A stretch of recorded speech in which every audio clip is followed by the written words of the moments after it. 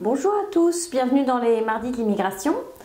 Alors cette semaine, je ne vais pas vous faire de lecture ou parler trop longtemps parce qu'on a un gros sujet avec Valérie.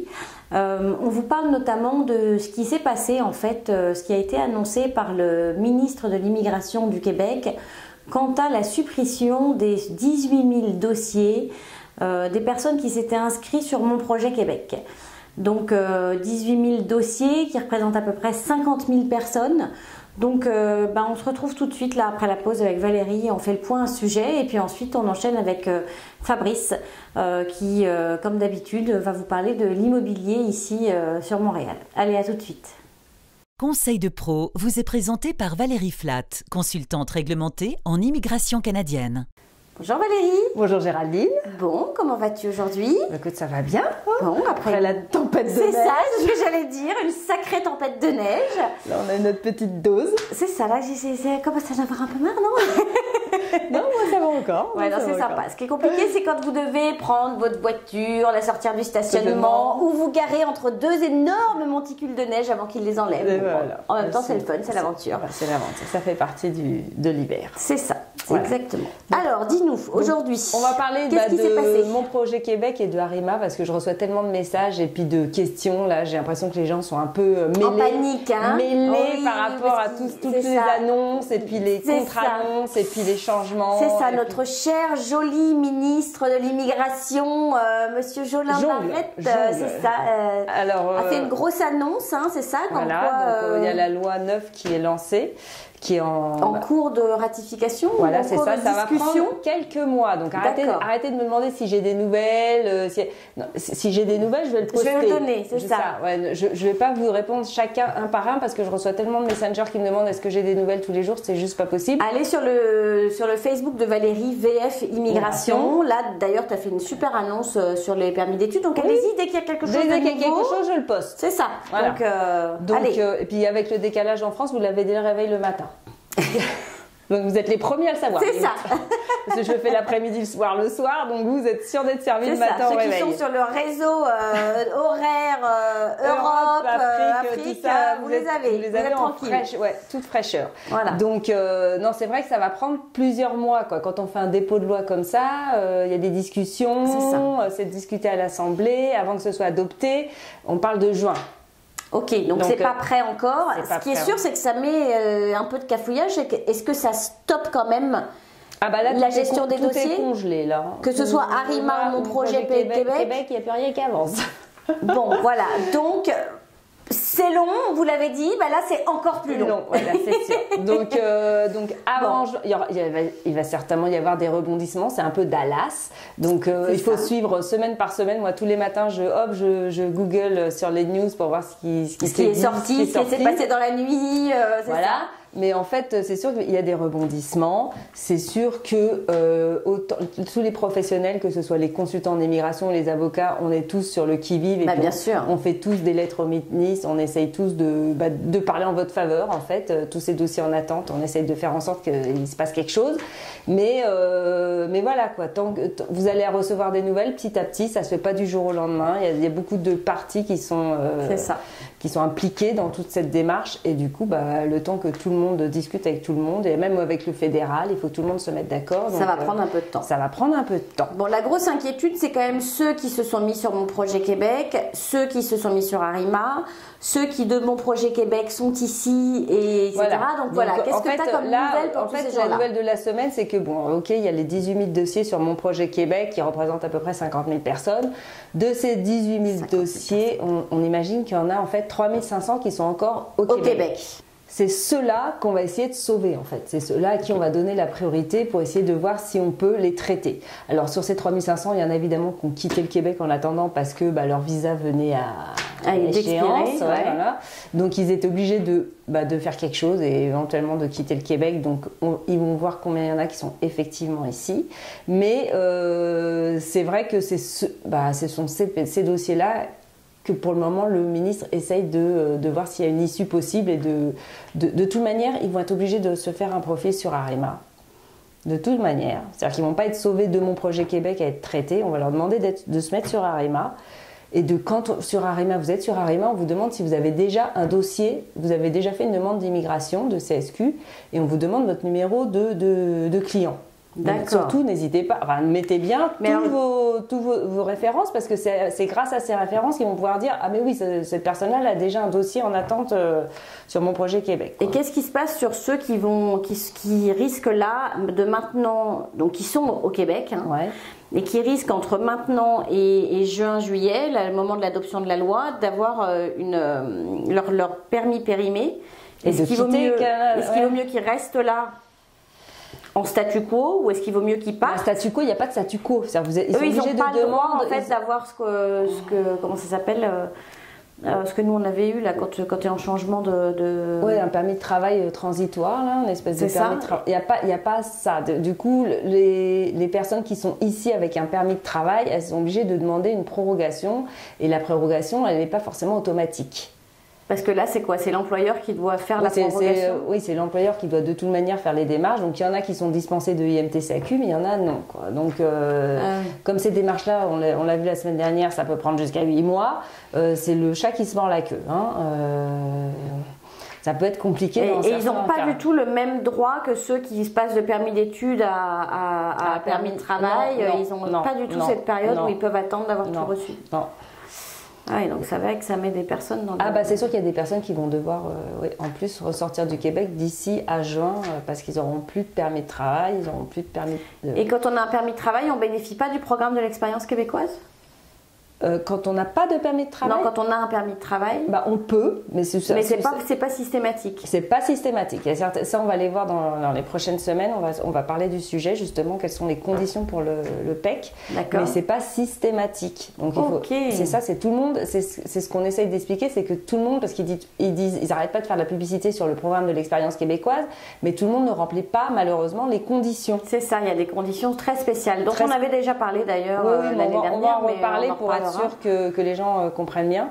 Mais sachez quand même que pour les 50 000 les 18 000 dossiers là, qui étaient en attente sur mon projet Québec, le taux de refus était quand même de 50%. Ah d'accord. D'accord. Donc le taux de refus, on sait que la moitié de ces dossiers, ils passent pas. Ok. D'accord. C'est pour ça que le gros ménage, en fait, on le fait parce qu'il y a un gros ménage qui doit être fait parce qu'on sait que de toute manière, il y en a 50% qui passent pas. Et comme sous mon projet Québec, c'était sous la forme de premier arrivé, premier servi, on perd du temps à prendre un dossier sur deux, quoi, à traiter une demande alors qu'il y en a un sur deux qui de toute manière ne répond pas aux critères. Donc le plus intelligent finalement, c'est que si on annule ces 18 000 dossiers, c'est d'aller se réinscrire sur Arema. De toute manière, le conseil, c'est d'aller vous mettre sur un profil Arema.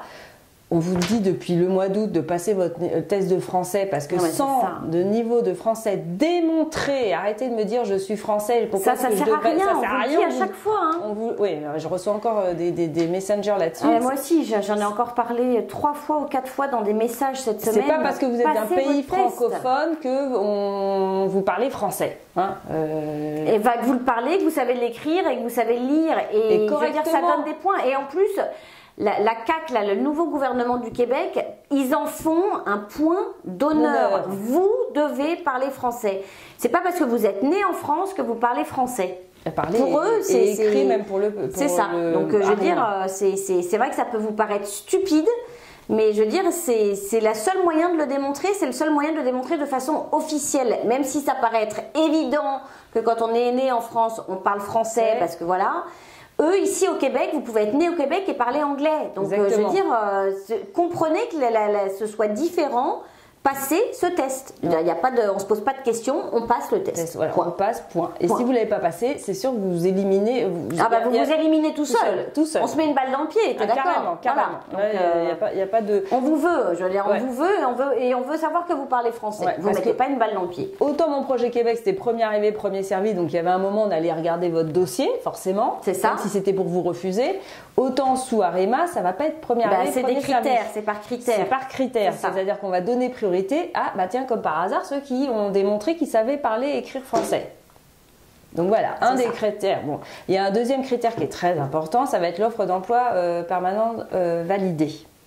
Donc ça, si alors vous qu'est-ce êtes que au c'est que Québec, ça, l'offre d'emploi permanente validée? alors en fait, c'est l'offre d'emploi c'est l'emploi qui est permanent. C'est pas l'offre qui est permanente. D'accord. C'est l'offre d'emploi permanent. Donc en fait, c'est votre employeur ici au Québec qui fait une petite démarche. Ça lui revient à 198 $. C'est pas très compliqué. Et qui explique que c'est un poste permanent. Oui, qu'il est prêt à attendre, en gros 1 an, pour prendre quelqu'un parce que ça va lui prendre 1 an minimum pour former une personne qui serait... donc comme vous êtes déjà ou à l'emploi ici au Québec et puis qu'il vous a déjà formé et puis que c'est avantageux pour lui de vous maintenir ce poste, il peut faire une offre d'emploi permanent validée et ça vous donnera, mais plus que priorité. Là, vous serez traité forcément. Ok, donc ça c'est pour ceux qui sont ici, qui ne peuvent pas bénéficier ou qui sont là-bas et qui ont une offre d'emploi, validée, mais qui ne peuvent pas bénéficier de ce fameux PEC, etc. Exactement. Et donc ils demandent ça, l'offre d'emploi permanent validée, qui coûte 198 $ à l'employeur. Donc vous entendez bien, hein, on vous répète, offre d'emploi permanent validée. Ça, il faut qu'ils le demandent à leur employeur. Oui, voilà. L'employeur va payer 198 $. Ça, c'est sur le site du Midi. Ok. Et donc, quand ils le présentent après sur Arima... Ah bah, ils le disent, avez-vous une offre d'emploi permanent validée? Là, vous dites oui. Yes. Okay. Et là, du coup, ça va vous mettre en priorité sur la liste d'extraction. Ok. Donc ça, c'est un petit point. Ça, c'est vraiment une information importante. En fait, les critères de sélection qui vont vous permettre d'arriver en haut de la file, bon, c'est sûr, c'est l'offre d'emploi permanent, ça c'est sûr. Et puis, c'est que vous parlez français. Le français, ça c'est sûr aussi. Et ensuite, le domaine de formation. Et alors, celui qui est ici, qui a un contrat de travail, qui fait sa demande qui ne peut pas bénéficier du PEC, qui va faire sa demande sur Arima, lui aussi doit passer son test de français. Ah bah oui. Pour toute demande sur Arima, donc de résidence permanente, que vous soyez au Québec, en France, en Afrique, en Asie, démontrer que vous parlez français. Arima, c'est obligatoire. Donc ça, il faut Ok, je vais certainement écrire un article en plus là-dessus ou faire un... le niveau de français sur Arima, c'est vraiment un point de critère de sélection essentiel. Non, mais ça c'est sûr. Puis surtout là, la CAC, je vous dis, ils en font un point d'honneur. Donc on démontre qu'on parle français. Ils veulent du français, du francophone. Donner leurs ans. C'est ça. Il faut leur en donner en puissance. C'est ça. Donc voilà. Mais sachez aussi que donc ça va prendre du temps. Donc là, on est au mois de février. Il y a peut-être encore mars, avril, mai, juin, 4 mois d'attente avant que la loi définitive soit votée. Peut-être. Alors que tout peut arriver avant, mais on va se donner... je comprends que, tu sais, j'ai vu pas mal d'articles de gens qui s'énervent sur les blogs, qui s'énervent sur Radio-Canada, qui écrivent. Il y a même une femme qui a été interviewée qui est en situation de panique. Il y a une grosse émission d'ailleurs, je ne sais pas si c'est ce soir ou si c'était hier, le 24-60, là, avec une journaliste.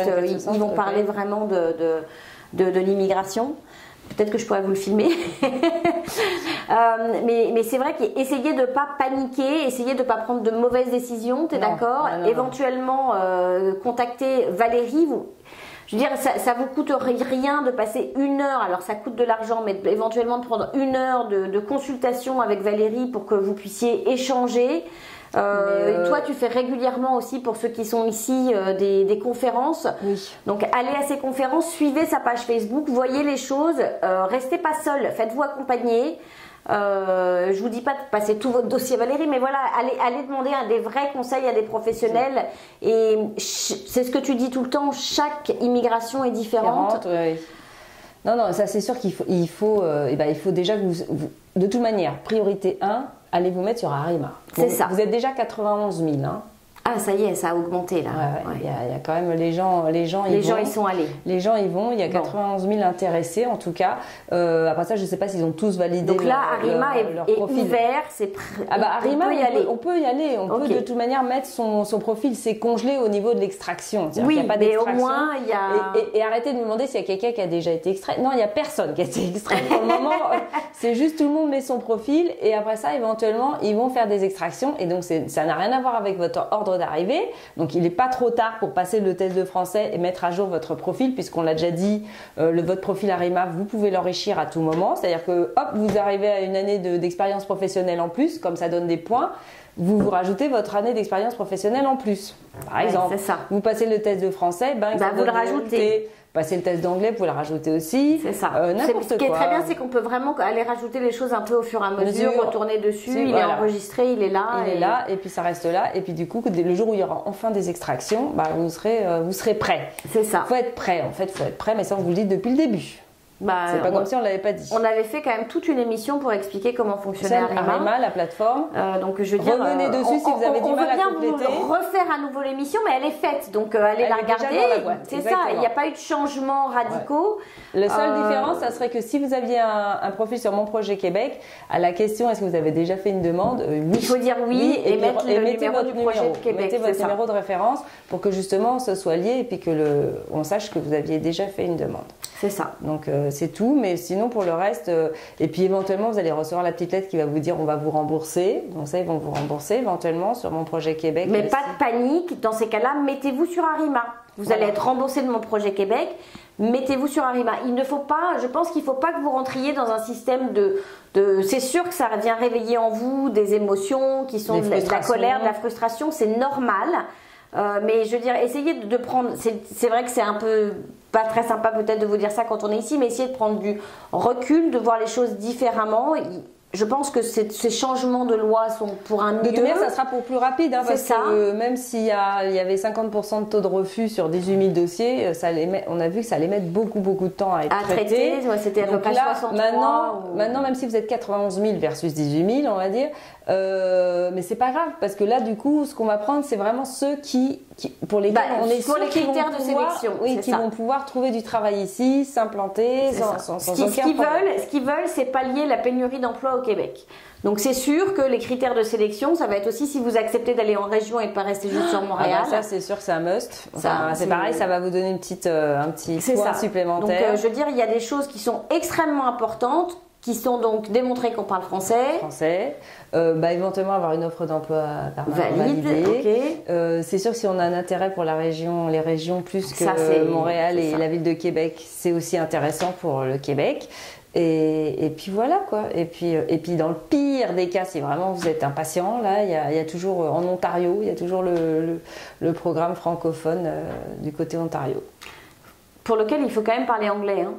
Oui, je vous le rappelle, si vous partez en dehors du Québec, déjà au Québec, l'anglais sera un must pour trouver du travail. C'est ça, il faut quand même être capable. Moi, je me rappellerai toujours de cet article que j'avais lu d'un couple belge qui s'était installé en Colombie-Britannique, dans une région ailleurs que le Québec au Canada, où on leur avait dit qu'ils trouveraient du travail, qu'il y avait une belle communauté francophone, donc ils avaient été pris. Sauf que le monsieur ne parlait pas anglais, la femme non plus, et que donc il n'a jamais trouvé de travail. Au bout de 5 ans, il a grillé toutes ses économies, il est parti. Ok. Non, ça c'est sûr que si vous partez en dehors du Québec, l'anglais c'est vraiment c'est obligatoire quoi. Vous devez être bilingue français-anglais pour pouvoir trouver du travail. C'est bien beau d'avoir le français, mais si vous n'avez pas l'anglais, c'est sûr que personne ne va vous prendre. Donc voilà, mais il y a d'autres options en dehors du Québec, des fois que vous en ayez marre du Québec, parce qu'on est bien conscient qu'il y en a qui vont juste jeter l'éponge et puis dire il y en a marre du Québec, on va aller voir ailleurs. Il y en a marre de leur loi sur les francophones. Donc c'est vrai qu'il y a d'autres provinces, qui offrent d'autres programmes, et puis allez les voir. Si vous tapez sur chaque province, vous faites immigration British Colombie-Britannique, immigration Ontario. À chaque fois que vous tapez ça sur Google, hop, chaque province vous propose ses programmes. Donc allez voir s'il y en a un qui correspond à vos attentes et puis qui sera peut-être plus rapide, c'est sûr que... C'est ça. Et puis il n'y a pas que le Québec qui est fantastique. Hein. Le Canada en général est un grand et beau pays. Donc effectivement, vous pouvez aussi aller voir ce qu'il y a d'autre dans les autres provinces. Voilà. Et puis malheureusement, on n'a rien de plus à vous dire que de prenez votre mal en patience. Oui. Et puis soyez patient. Puis je vais faire des posts. Je vous tiens au courant de toute nouveauté. Bon, voilà. Et puis alors, dernier petit point, évitez de m'écrire sur mon Messenger personnel. Écrivez-moi sur VF Immigration. Voilà, parce que déjà VF Immigration, tu peux pas répondre à toutes les demandes non plus, mais en même temps, sur mon personnel, je réponds pas du tout. C'est ça, là vous partez directement à la poubelle sans être lu. C'est ça. Non, c'est VF Immigration, j'ai un Messenger VF Immigration, utilisez ce Messenger. Bon, super. Voilà. Ok, bon écoutez, tenez le coup. Oui. Et puis on se retrouve la semaine prochaine pour une nouvelle émission. Bye Valérie. Bye. La parenthèse immobilière vous est présentée par Fabrice Wolzenlegel. Bonjour Fabrice. Bonjour Géraldine. Alors, dis-nous tout cette semaine, quel est le sujet Le sujet du jour. Donc, C'est le ça. sujet du jour, ça répond à une promesse qu'on a faite dans une précédente capsule. Parce qu'on tient nos promesses. On tient nos promesses. On va dire l'histoire et du timing. Ok. Parce que on est en début de saison. On reçoit pas mal de contacts et d'appels de gens qui nous disent j'arrive au mois de juillet, j'arrive au mois de juin, j'arrive au mois d'août, je cherche un appartement, quand est-ce que je dois m'y prendre, comment est-ce que ça va se passer, quelles sont les choses importantes, est-ce que je dois venir, est-ce que je dois venir avant, est-ce que je peux ça le marche faire en saison aussi. Est-ce que je peux le faire par FaceTime, est-ce que je peux le faire, voilà. Donc ma réponse à ça, c'est qu'il n'y a pas de règle. Déjà, de toute façon, soyons Moi, je clairs. m'attendais à quelque chose de super sérieux. Non. Oui, les Il y a locations pas- au Canada, au Québec, c'est le 1er juillet, donc c'est. Alors. Eh ben non, je me suis fait avoir. Non, Merci Fabrice. Je suis entièrement d'accord. Je suis entièrement d'accord. Ok. C'est le 1er juillet. Mais quand je dis qu'il n'y a pas de règle entre le fait de venir sur une période courte, de le faire en FaceTime ou que ce soit un ami qui vous représente ou de le faire entre guillemets à l'aveugle, c'est parce qu'en fin de compte ça dépend de vous. Déjà premièrement, ça dépend de votre tolérance quelque part au risque et de votre tolérance à dire je vais louer un appartement ou je vais acheter, ça arrive aussi, mais Est-ce que on va vous êtes plutôt prêt parler. à sortir de votre Voilà. zone de confort Alors, vous en sortez déjà pas mal en venant ici, mais le fait de dire est-ce que je suis capable d'accepter qu'en voyant un appartement en FaceTime, je vais le louer, voire Ça l'acheter, arrive, hein. Voilà, ça m'arrive régulièrement. Bien mais sûr. Ou est-ce que vous voulez à tout prix le voir physiquement, ou quelqu'un que vous connaissiez le voit physiquement, ou même il y a des gens qui le louent sur une petite annonce, c'est-à-dire qu'ils le voient même pas Même pas en en FaceTime. FaceTime, juste dans la déclaration. Ça dépend de vous. Donc moi là-dessus, j'ai pas de conseils à vous donner, sinon que évidemment, si vous venez le voir, vous ne pourrez pas incriminer les autres, ou que si Ça, vous, c'est sûr. ça c'est le premier point, ou que si vous déléguez à quelqu'un d'autre, Vous ne pourrez pas acceptez- l'incriminer non plus, hein, parce il qu'on faudra n'est pas accepter vous. que ça hein. puisse ne pas correspondre exactement, mais C'est qu'en que tout cas ça soit quelque chose de bien. Moi j'ai l'habitude de faire ça avec des clients, ça s'est toujours bien Sachant qu'on passé. vous fait quand même signer, il me semble, des documents qui disons font que. disons qu'on met en garde sur le fait que vous ne l'avez pas vu, mais C'est ça. donc c'est à vous de faire en sorte d'assumer vos responsabilités. Jusqu'au D'accord. bout, c'est ça, Alors, on est d'accord. Ce qui est sûr, par contre, c'est qu'on a un timing. Le timing, tu l'avais très bien évoqué tout à l'heure, c'est que le grand changement des locations, c'est le 1er juillet. Ah, D'accord. quand même, je ne dis pas Voilà. que des bêtises. Non, c'était très bien. C'était très bien. Donc, 1er juillet, ce qui veut dire que les locataires en place ont jusqu'au 31 mars pour donner leur préavis, le fait qu'ils s'en vont. Donc, aviser Alors- le propriétaire. Alors, Ils vont attends, quitter. parce que la semaine dernière, on avait dit pas de préavis, Ouais. mais alors. C'est le fin on de va- bail. Ça, c'est la fin de bail. C'est ça. En règle générale, C'est un les gens. préavis de fin de bail Voilà. autorisé. C'est pas un préavis, genre je m'en vais dans à 2 fait. mois. Quand, Non, voilà, non. hein, donc ça, Tout à faut bien fait. différencier. hein. Je refais une petite mise à jour. En Vas-y. général, vous allez signer un bail de 1 an. C'est ça. Du 1er juillet au 30 juin de l'année. On va dire que c'est la grande majorité, mais ça peut être pareil sur n'importe quelle autre date. Si vous ne bougez pas ou si le propriétaire ne bouge pas dans les délais dont on va parler, votre bail, il est tacitement reconduit. Donc ça, il faut le savoir. C'est ça. C'est-à-dire que ce n'est pas parce que vous avez un bail qui s'arrête le 30 juin que Que vous allez pouvoir partir le le 30 29 juin. juin, vous appelez le propriétaire en disant comme Bon, prévu, bah, je comme m'en vais prévu, je demain. m'en vais, ok. Je m'en vais demain. Non, ça ne marche pas comme ça. Non, ça ne marche pas du tout comme ça. Il faudra que vous ayez prévenu votre propriétaire et votre limite pour le prévenir, c'est 3 mois avant sur un Ok. bail de 1 an. Donc, ce qui veut dire que votre limite, c'est le 31 mars. Donc, tout ça pour venir dans l'idée que à partir du 31 mars, normalement, tous les propriétaires savent s'ils ont leur locataire reste pour le 1er juillet ou s'il s'en va.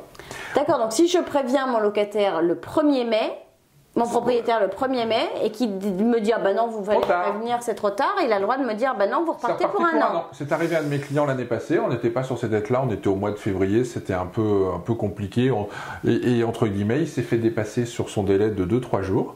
Et là, c'est non négociable ou quand alors, même après, c'est que de la bonne volonté. Le propriétaire est dans son droit de vous dire, bah non, vous restez 1 an de plus. Donc après, on en revient à ce qu'on disait sur la capsule de la semaine Oui, dernière. oui, complètement. On peut sous-louer, on peut céder, mais en tout état de cause, là. Donc il faut mieux, pour revenir à ça, on a donc un délai. Et donc tout ça pour dire que le moment où on a le plus de biens à la location sur le marché, Parce que ça va libérer en fait, libérer c'est les là où les choses. biens vont rentrer. Donc c'est entre le 15 mars et on va dire fin avril, mi-mai. Ça, c'est Ok. vraiment la période sur laquelle on a le plus de choix. Est-ce que Et ça cela arrive- signifie qu'après mi-mai, il n'y a plus de location sur trouve- Montréal ou On aux trouve alentours toute l'année des locations. Bon. Mais c'est là où on a un vivier le plus important. Et donc, pour répondre à la question des gens qui veulent venir, quand est-ce que je dois venir, idéalement, il faut venir dans ce créneau-là. D'accord ? Donc, idéalement, il faut venir au mois d'avril. Si on me pose la question, moi, je dis toujours... C'est une saison qui vaut ce qu'elle vaut, mais en tout cas, c'est là où vous aurez le plus de choix. Après, si c'est votre première visite au Québec, c'est pas la meilleure période, voilà. mais après, venir au mois d'avril, par exemple, ça vous permet de voir. Mais vous aurez aussi que ce qui est disponible pendant la semaine où vous êtes là. Donc c'est un choix. Après, le fait de venir propose aussi de faire que vous allez peut-être pouvoir trouver votre logement, mais vous allez aussi pouvoir faire plein d'autres choses. Vous allez pouvoir aller à la banque ouvrir votre compte en banque, vous allez pouvoir aller trouver les écoles, vous allez pouvoir commencer à repérer certaines choses et tout. Donc, ça a un coût tout ça, mais à la limite, si vous êtes plutôt quelqu'un qui a besoin d'être sécurisé, qui se dit qu'il n'a pas tellement envie d'anticiper, de prendre trop de risques majeurs, le fait de venir vous permet de trouver un appartement que vous avez vu, de le réserver, vous permet de faire vos opérations bancaires, de faire vos opérations d'école et tout, et donc d'arriver au mois de juillet ou au mois d'août en ayant fait quand même beaucoup de choses. Et puis il y a quand même, je veux dire, on peut quand même trouver last minute des prix intéressants sur. Il n'y a pas que Air Canada ou Air France, il y a aussi Air Transat. Il me semble qu'il y a aussi. Il y a WOW maintenant qui vous fait passer par. Ça. Alors WOW, il y a un arrêt. Il y a un arrêt, mais. C'est vrai que vous pouvez venir pour, allez, on va dire entre 4 jours et une semaine. C'est vrai que c'est sécurisé. Mais après, chacun fait comme il souhaite. Il n'y a pas de règle. On va dire que c'est la solution idéale. Si vous cherchez un bien, le fait de le voir, le fait de le visiter, le fait de vous projeter dedans, et je ne ferai que répéter que le fait d'être bien logé la première année quand on arrive fait intégralement partie de l'intégration, donc c'est bien de l'avoir vu.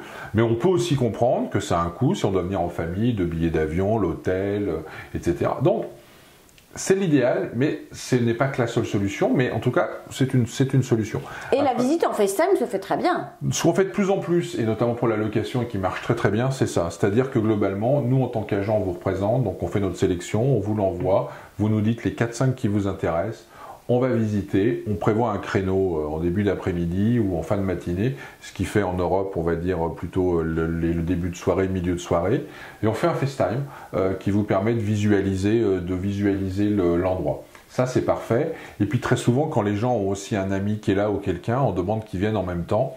Comme ça, les deux avis mélangés vous permettent, sans vous déplacer, d'avoir quand même un avis objectif, clair, sur le bien, d'accord? Et alors moi je vous dirais une petite chose supplémentaire que j'avais fait, alors vous n'êtes pas obligé de le faire, moi ça m'appartient, mais c'est vrai que et d'ailleurs il me semble Fabrice que c'était toi aussi qui m'avait donné ce conseil à l'époque, c'est d'aller sur Google Maps parce qu'il y a systématiquement l'adresse du bien. Ouais. Vous vous mettez en face du... Et puis moi après vous savez votre petit bonhomme jaune là dans Google Maps vous pouvez le déplacer, donc moi je me déplaçais avec les petites flèches, je me mettais à différents endroits, donc quelque part je visitais le quartier autour du bien. C'est important. Je visitais vraiment les rues adjacentes, j'allais voir s'il y avait des commerçants, s'il y avait des rues principales, bien sûr j'échangeais avec Fabrice, enfin avec l'agent en tous les cas pour savoir ce qu'il y avait autour, et après j'allais me balader, et donc je faisais vraiment une petite visite de quartier Google Maps. Vous en faites ce que vous voulez, mais si vous avez un peu de temps, ça sert.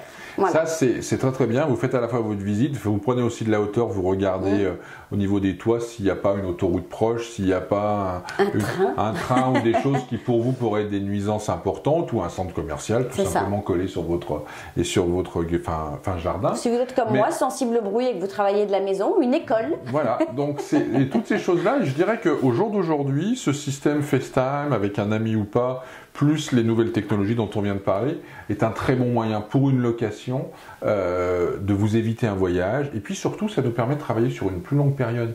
Parce que la semaine où vous allez venir, si le bien que vous cherchez n'est pas disponible ou que, entre guillemets, il n'y en a pas suffisamment, vous n'allez pas le voir. Là, on peut travailler sur 15 jours, 3 semaines, 1 mois, à raison de 3-4 visites par semaine. Et forcément, on a une période un peu plus longue pour vous trouver le bien qui vous convient. Donc ça, c'est à mon avis, une des bonnes solutions. Ce que je déconseille fortement par contre, c'est les gens qui ne réservent qu'en ayant vu une petite annonce sur Kijiji et tout. Ça arrive, mais en règle générale, maintenant les agents vont systématiquement vous proposer de faire une visite FaceTime ou WhatsApp vidéo et tout. Vous allez passer de particulier à particulier, c'est là où, entre guillemets, la zone est un peu plus grise parce que vous allez avoir des photos, vous allez avoir un descriptif, mais tout ça a été mis en ligne par le propriétaire. Donc forcément... après, parfois, on est d'accord qu'il y a de la reprise de colocation où là, entre jeunes, ils discutent, ils le font. Ouais, sur une coloc, ça peut se faire, mais quand il s'agit de louer un appartement... Avec une famille. Avec une famille, c'est votre point d'entrée sur le territoire. je dirais n'avoir que les photos, que le point de vue du propriétaire, et puis, entre guillemets, réserver, envoyer des fonds, c'est quelque chose que je déconseille. Ça se fait encore beaucoup, mais sachez que vous rentrez dans une zone où les recours ou le risque sont plus importants. Donc, au moins, essayez d'avoir quelqu'un sur place qui puisse se déplacer, aller voir le bien. C'est quand même pas mal. Donc, un ami, une future relation de travail, je sais pas, moi, quelqu'un qui puisse ou entre guillemets vous aider. Moi, je trouve que ça peut être intéressant. Oui, je suis d'accord. Mais en tout cas, ça, c'est les trois points, c'est les trois options, et je dirais qui existent au jour d'aujourd'hui. Donc, je voulais juste rappeler aussi 2-3 petites choses qui étaient importantes, de façon à ce que quand on se met en place son timing, on soit clair. Je le répète, quand on est en location, la location c'est un contrat, on s'engage sur une durée de bail. Et donc, on ne peut pas dire je vais le louer, j'arrive, s'il ne me plaît pas, je vais le rendre. Je change, et puis, non. Si on va vous dire c'est un an, vous êtes, entre guillemets, comme on dit ici, et puis c'est rare qu'on accepte de vous louer pour 3 ou 6 mois. Oui, non, en général, si on accepte de vous louer à distance pour 3 mois, attendez-vous à ce qu'il y ait quand même un truc pas très clair. Enfin voilà, c'est un appartement, je parle évidemment, un appartement vide, classique, pas du Airbnb et tout ça. Pas du Airbnb, mais si un propriétaire vous dit oui, j'ai aucun problème que vous veniez 3 mois, envoyez-moi un mois de dépôt, etc. Puis vous pourrez rester que 3 mois. C'est que soit c'est pas clair à la base, soit l'appartement il est dans un état où il n'arrive pas à le louer et il est très content d'avoir quelqu'un qui le prend au moins 3 mois. Donc méfiez-vous, soyez il est plein de rats. La caution, on en a déjà parlé. Oui, on va tous vous répéter, c'est pas légal, mais sachez que ça fait partie de la vraie vie et que c'est tout à fait logique que vous en payiez une en venant de l'étranger. C'est partie des choses. Autre chose importante qu'il faut savoir, c'est les écoles. Quand on a une adresse, il y a une carte scolaire. C'est de votre adresse dépend les écoles auxquelles vous avez accès pour vos enfants, que ce soit des écoles primaires ou secondaires. Public, je parle, évidemment, excuse-moi, voilà, public, ça c'est évident. Donc, c'est important de se renseigner sur les écoles quand on a des enfants. Parce qu'il y a des très bonnes écoles publiques au Québec, il faut le savoir. D'excellentes écoles primaires, secondaires, vraiment des très bonnes écoles publiques. Donc c'est vrai que. Mais il y en a d'autres qui ne sont pas très. Il y en a d'autres qui sont entre guillemets moins en tête des palmarès. Et puis surtout, et ça tu me le confirmeras, beaucoup d'écoles ont un projet pédagogique qui tourne autour de l'art, du sport, de la technologie, de la musique, des choses comme ça. Donc il faut aussi que votre enfant soit entre guillemets dans ce voyage-là, dans ce trip-là, pour qu'il se sente bien dans cette école. Donc, moi, un de mes premiers conseils, si vous avez des enfants et que vous voulez les mettre à l'école publique québécoise, c'est de vous renseigner sur l'école. Sur le projet scolaire. Sur le projet scolaire. Et ça peut vous donner une idée de où vous pourriez aller habiter. Des fois, prendre le problème par ce point-là est plus facile que de se retrouver contraint à aller dans une école qui ne peut ne pas correspondre à vos attentes, ni à vos attentes, ni à vos enfants. Donc, sachez qu'il y a des sites, la commission scolaire du Grand Montréal, etc. Il y a des sites internet où c'est très clairement indiqué les écoles. Il y a Marguerite Bourgeois, il y a toutes les commissions scolaires, vous pouvez les rechercher et puis vous verrez. Et nous, en tant qu'agents, on a un outil qui est très pratique, qui vient de sortir très récemment, c'est qu'à partir d'une adresse, on a exactement toutes les écoles avec la carte qui est découpée. C'est génial. Donc ça, c'est des choses qu'on peut vous donner et ça peut vous aider énormément, et je pense que c'est vraiment une question, une préoccupation, et elle est tout à fait légitime, qu'ont beaucoup de mes clients, c'est les écoles. Et je dirais qu'au jour d'aujourd'hui, avoir une démarche qui consiste à repérer les écoles avant de repérer les quartiers où on veut habiter, ça peut vraiment servir. Puis ça peut vous faire gagner du temps, parce que vous dites, moi je veux cette école, vous savez que vous devez habiter dans ce périmètre-là. Et puis je dirais que les agents immobiliers sont quand même assez au fait, enfin corrige-moi si je me trompe, mais assez au fait de la réputation des écoles. Oui, on essaie. Là aussi, vous allez sur Internet et vous tapez classement des écoles secondaires ou primaires au Québec, vous allez avoir des classements très précis. Donc vous allez voir que les écoles sont classées en fonction de plein de critères. Donc vous allez aussi pouvoir vous faire une idée précise. Et puis nous, on a notre opinion avec, notamment moi, tous mes clients qui sont installés, on voit vite, entre guillemets, ce qui peut poser problème. On se disait que ça allait tomber. J'ai fait les gros yeux, Fabrice, il y a 2 secondes, il a tapé sur la table et c'est tombé. Et voilà, le petit décor. Je ne bouge plus, Je vais être obligée de le tenir jusqu'à la fin de l'émission, Fabrice. Petit point, c'est sur les écoles françaises. Quand je parle des écoles françaises, c'est Marie de France et Stanislas. Là aussi, ce sont des écoles privées, donc on n'est pas lié à la carte. On va rester comme ça pour aujourd'hui. on n'est pas lié à la carte. Alors attendez, quand Fabrice dit école française, parce qu'on a parlé de l'école francophone québécoise, l'école française, c'est vraiment qui dépend du système scolaire français. Hein, les mêmes études que vous feriez si vous étiez en France. Voilà, c'est ça.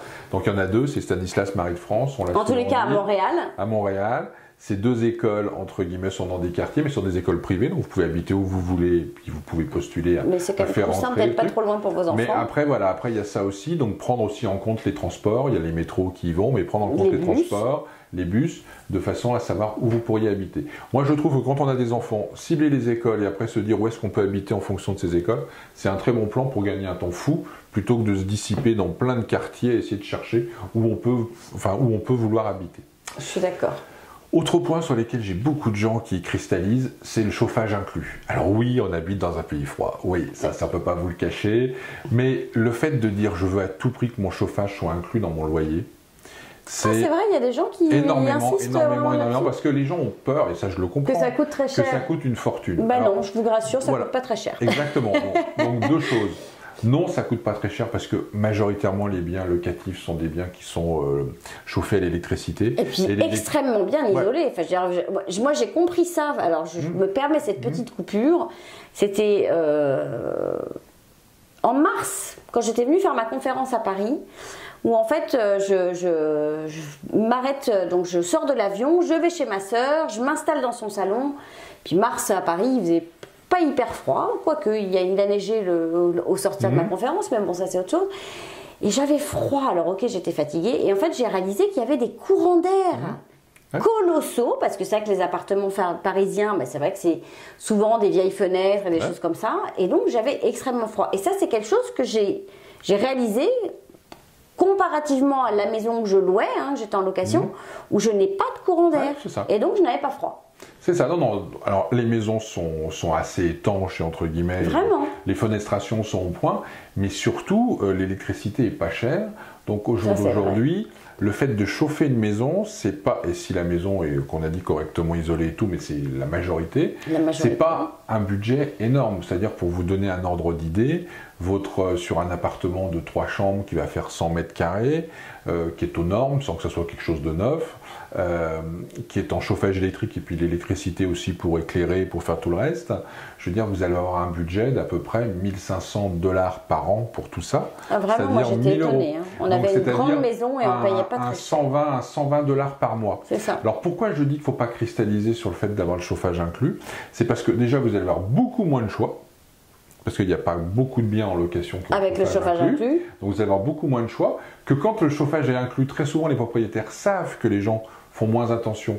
Donc ils augmentent considérablement le prix, donc vous allez les payer beaucoup plus cher. Que si c'était vous. Si c'était vous. Et puis troisièmement, s'il y a le chauffage inclus, parce que des fois ça arrive, ce sont très souvent des vieilles bâtisses qui ont une chaudière qui va chauffer 2, 3, 4 bâtiments. Enfin, 2, 3, 4 appartements. Appartements. Donc, ce qui se passe, c'est que c'est le propriétaire qui règle la température de la chaudière. Et vous allez devoir vous mettre un radiateur électrique parce que vous aurez trop froid. Et vous n'avez pas le contrôle fin de la température dans votre logement. Donc, tout à fait honnêtement, ne cristallisez pas et n'en faites pas une condition sine qua non pour trouver un logement. Vous le payerez à côté. Ça va vous coûter au final moins cher et pour un confort de vie plus important. Non, mais ça, je suis complètement d'accord. 2 autres petits points, puis j'en aurai terminé. Je sens... Tu sens le... J'en sens de quoi je veux parler. Oui, je le sens. Alors, vous savez que depuis quelques mois, le cannabis est légal à partir de 21 ans, quand même. Légal ici. Donc, se pose la question au jour d'aujourd'hui de l'autorisation de fumer dans les appartements qu'on loue. C'est parce qu'en fait, c'est une loi... Enfin... C'est légal, mais ça a permis de créer une loi qui va encadrer tout ce qui se fume. et surtout, la question qui a été posée, c'est est-ce que les propriétaires peuvent vous interdire de fumer ou pas du cannabis ou cannabis et tabac dans des logements. Si ce n'est pas prévu au bail que vous avez signé, vous avez le droit de fumer, etc. Et ce qui veut dire que, malheureusement, si vous êtes dérangé de façon, on va dire, chronique, moyenne, mais chronique par vos voisins qui fument du cannabis et tout, techniquement, vous n'avez pas beaucoup de recours. Parce que si c'est interdit par votre bail, par contre, c'est une interdiction stricte. Et si vous fumez ou vous fumez du cannabis dans votre logement et que... Alors que c'est interdit. C'est interdit et que donc forcément ça se, entre guillemets, propage dans le bâtiment, sachez que ça peut être un motif qui, si vous ne corrigez pas et ne faisiez pas en sorte d'arrêter, peut faire en sorte qu'on peut demander ce que vous soyez expulsé du bâtiment. Donc c'est pas parce que c'est autorisé et légal ici que vous avez forcément le droit de fumer du cannabis dans votre appartement. Donc attention à ce qui est marqué sur le bail, dans les deux cas d'ailleurs. Hein. Si vous voulez vraiment un bâtiment non fumeur, renseignez-vous bien, savoir si le bâtiment est non fumeur par exemple. Voilà. Je n'ai pas fumé de cannabis, mais je n'arrête pas de penser à ma fleur qui s'est déplacée. Je suis désolée. Et les livres qui sont tombés. J'ai une espèce de fou rire là qui... C'est pour vous dire que c'est en direct, c'est en direct live et que vous n'avez pas de soucis. Et puis qu'on ne va pas couper parce que finalement c'est très drôle et qu'on a envie de vous faire rire aussi. Exactement. Non mais c'est vrai que oui, ça peut poser problème et surtout je pense qu'il faut vraiment respecter ça parce que on est quand même dans une société où vos voisins, et ce ne sera pas, ce n'est pas la même façon que ce qu'on fait ailleurs en Europe, en France, mais ils peuvent vous dénoncer, ils peuvent aller dire à votre... parce que c'est possible qu'ils aient le même propriétaire que vous, en tous les cas, ou aller se plaindre au service de la copropriété. Donc on va vous dénoncer si jamais vous fumez alors que c'est illégal. Donc voilà, sachez-le en tous les cas. C'est ça, et sachez que il y a des règles. Le cannabis est légal ici, mais que ça ne sous-entend pas que systématiquement vous ayez le droit, de façon inconditionnelle, de fumer du cannabis dans votre appartement. Voilà, c'était juste ça sur lequel je voulais pointer. Et puis parfois d'ailleurs, on va même, parce qu'on interdit le cannabis, du coup interdire la cigarette, parce que sinon il va y avoir des espèces enfin, il n'y a pas, c'est-à-dire qu'il y a pas vraiment de compromis, quoi. Si on en arrête un, on arrête l'autre. Hein. On a même vu dans les parcs maintenant, où avant on pouvait fumer une cigarette assis sur un banc, et comme c'était interdit de fumer du cannabis dans les parcs, et bah du coup c'est interdit de fumer des cigarettes dans les parcs. Voilà. Donc maintenant tout ce qui se fume fait partie d'un seul... Donc il faut trouver un sous-sol bien étanche pour pas les fumer sans. Le dernier point que je voulais aborder avec vous, parce que c'est souvent aussi un point bloquant et mes clients ont du mal à comprendre. Et puis des questions qu'on nous pose d'ailleurs. Les questions qu'on nous pose, ce sont les animaux. C'est-à-dire, je viens, avec mon cochon. J'ai un animal de compagnie, exactement, j'ai un animal de compagnie, etc. On me dit non, on me dit non, on me dit non. Ouais, je suis désolé. C'est vrai qu'ici, quand on est propriétaire, très souvent les animaux sont refusés. Ça devient de plus en plus compliqué de pouvoir... Alors, si vous avez une toute petite boule de poils mignonne, ça peut encore passer, mais dès que votre chien est un petit peu gros, ou dès que... 5 chats, 3 chiens. Ouais, dès que vous avez plusieurs chats, etc., ça devient très très compliqué. On est obligé de le déclarer au propriétaire. Bien sûr.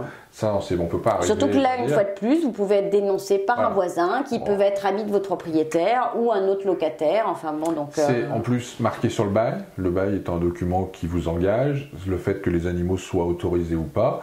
Ou ça peut être autorisé, mais on peut mettre par exemple un chat ou un chien. Et donc un chien, c'est pas 2 chiens puis un chat. Et puis il y a la réglementation de la ville aussi. Voilà, il y a la réglementation de la ville, la réglementation des immeubles. Certains immeubles sont sans animaux, c'est-à-dire c'est l'immeuble qui les interdit. Donc oui. Quand vous venez ici, que vous venez avec votre chien, vos chats, etc., ça va compliquer assez grandement la possibilité de trouver un logement en location. Ça, c'est sûr. Et ça va vous faire passer, dans 95% des cas, par la case dépôt caution. Voilà. Et puis, je vais vous dire une chose. En Europe, en France, vous avez le droit d'emmener votre chien à peu près partout. Rentrer dans toutes les boutiques, dans les centres commerciaux. Je veux dire, ici, la plupart des restaurants, on vous interdit l'accès à votre chien. La plupart des centres commerciaux, on vous interdit l'accès à votre chien. Votre chien, en fait, il est là pour être votre animal de compagnie, pour être dans votre maison, pour être promené éventuellement dans la rue. Mais ça s'arrête là. C'est-à-dire que c'est pas, il vient pas au restaurant, s'asseoir à vos pieds. Enfin, je veux dire, ça peut arriver éventuellement l'été sur les terrasses, mais c'est vrai que, je veux dire... On les trimballe pas partout comme on peut le faire en France. On les aime beaucoup, on les respecte énormément, mais par contre, voilà, donc les règles sont différentes. Donc renseignez-vous bien. La vie de vos animaux change, même pour eux quand ils arrivent dans ce pays, et puis donc forcément pour vous.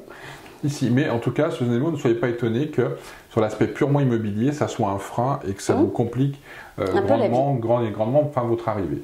Voilà, donc voilà, en fin de compte, libre à vous de vous organiser, mais toujours pareil, soyez entre guillemets prudents, soyez dans ce que vous donnez comme information, organisez-vous au mieux de votre tolérance au risque, et puis après, on est là, les professionnels, les gens qui conseillent, etc., pour faire en sorte que cette expérience se passe le mieux possible, et puis que tout se déroule au mieux de vos intérêts. Et que vous soyez des immigrants ou expatriés heureux. Exactement. Voilà, Exactement. allez, on va aller ranger nos petits livres. On va remettre ça en équilibre pour la prochaine. C'est ça, on va remettre le décor en place. Merci, à la semaine prochaine. Et puis bonne semaine Fabrice. Ouais, de même, bonne semaine Géraldine. Merci beaucoup à tous, à bientôt, au revoir.